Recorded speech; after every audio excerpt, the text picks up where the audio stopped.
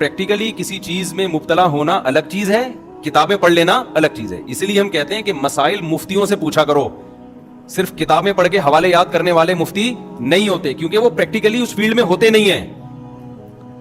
ایک ہے نا لوگوں کے مسائل آ رہے ہیں, آپ فتویٰ لکھ رہے ہیں, بڑے اس کی نگرانی کر رہے ہیں, چیک کر رہے ہیں غلطی ہے یا نہیں ہے, امپلیمنٹ اس کا سوسائٹی پہ کیا ہوگا آگے جا کے.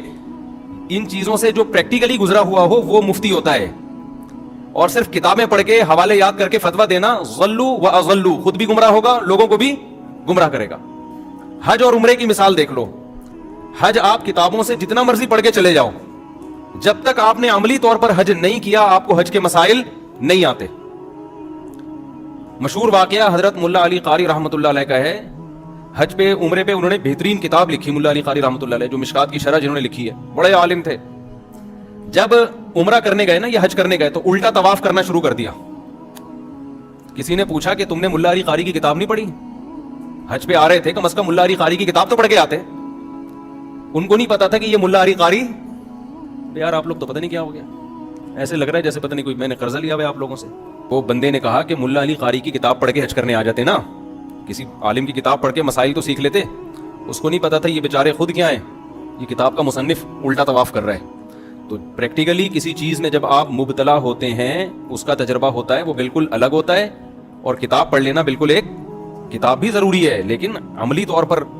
میں بھی عمرہ کرنے گیا, میں الحمدللہ اللہ نے بہت دفعہ عمرے کی توفیق دی ہے, مجھے یاد نہیں کتنے عمرے کی. اب جب میں گیا ہوں نا تو پھر میں بھول گیا طواف میں رمل طواف میں کرنا ہوتا ہے یا حج میں بھی کرنا, صرف حجی میں ہوتا ہے. حالانکہ جب بھی آپ عمرے کا طواف کرتے ہیں نا, سفر سے آتے ہیں تو پہلے چکر میں 3 چکروں میں رمل کرنا پڑتا ہے. میں بھول گیا, کئی دفعہ عمرے کر چکا ہوں میں. اب میں پریشان کہ یار وہ بھول گیا. پھر اس کے بعد 3 چکروں میں کرنا ہے یا 7 چکر میں, نہیں جو دائیں کندھا خالی رکھتے. پھر میں نے تحقیق کی دوبارہ, کوئی مجھے دیکھ رہا تھا, کہتا یار اس مولوی کو دیکھو اتنی دفعہ عمرے کر چکا ہے اور اب کیا کر رہا ہے, دوبارہ عمرے کے مسائل سیکھ رہا ہے. تو کئی بار ایک کام کرتے کرتے انسان اس میں ایکسپرٹ ہوتا ہے. یہ جو مفتیان کرام ہوتے ہیں نا, یہ ایسا نہیں ہوتا کہ پہلی دفعہ کوئی طلاق کا مسئلہ لکھ کے دے رہے ہوتے ہیں. ان کے پاس 20 سال 30 سال نکاح کے مسائل, وراثت کے مسائل, خرید و فروخت کے مسائل, طلاق کے مسائل, آپس کے حقوق کے مسائل, ریاستی قوانین, یہ لکھ لکھ کے ان کے بال جب سفید ہو جاتے ہیں نا, پھر ان کو بڑوں کی طرف سے ایک ڈگری ملتی ہے کہ اب آپ کیا ہیں, کہ اب آپ مفتی ہیں, اب آپ فتویٰ دے سکتے ہیں. ہمارے ہاں پتھر اٹھاؤ کوئی نہ کوئی اسکالر نکل رہا ہے اور وہ مفتی بنا ہوا ہے, اور جو گمراہی پھیلائی جا رہی ہے اللہ کی پناہ. تو ہر فیلڈ میں ایسا ہی ہے.